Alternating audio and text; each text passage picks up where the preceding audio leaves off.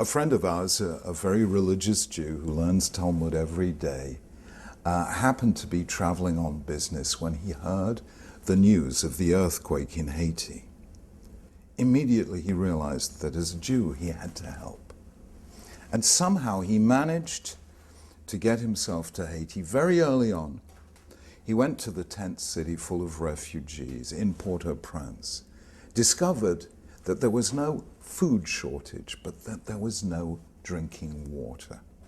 Well, he was an enterprising guy, found out the nearest water purification plant was 15 miles away. He hired a lorry, hired a tank, went and got 3,000 gallons of purified water, which he brought to Port-au-Prince, giving water for 3,000 people.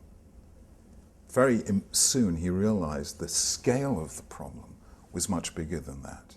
And he didn't know how to get the resources to provide help on a larger scale. So with a brainwave, he got out his pocket computer and started blogging for the first time ever. And so his description of what was happening on the ground and what was needed went out across the web. And within days he had 200 people each volunteering to donate money to generate more water supply.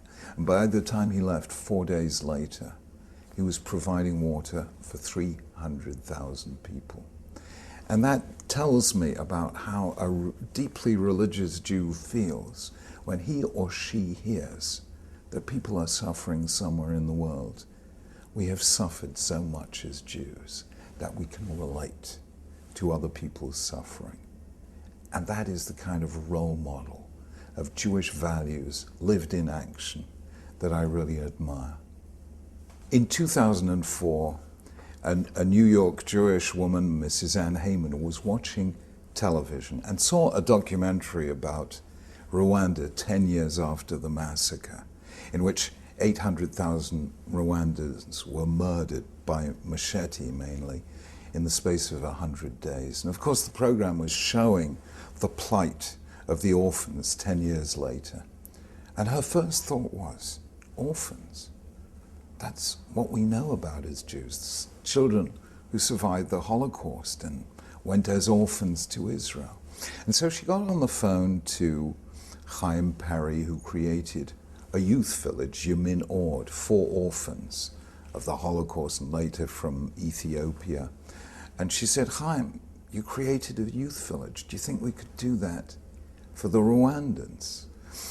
And then she got in touch with an amazing Israeli psychiatrist, psychologist, Reuven Feuerstein, who does miracles with highly traumatized children, and a whole range of other Israelis and some American Jews. And together they created in Rwanda a youth village, exactly like the youth villages in Israel. It's called the Agahozo Shalom Youth Village, and it is providing a home for 750 Rwandan orphans, teaching them the most advanced agricultural techniques, teaching them advanced computer techniques, and above all, teaching them to be teachers of others so that they will send out ripples of help and of development to Rwanda. And there in the heart of Rwanda, thousands of miles away, literally and metaphorically, from American Jewry and Israeli Jewry, that's where those two Jewries came together to create a little oasis of hope for young Rwandans.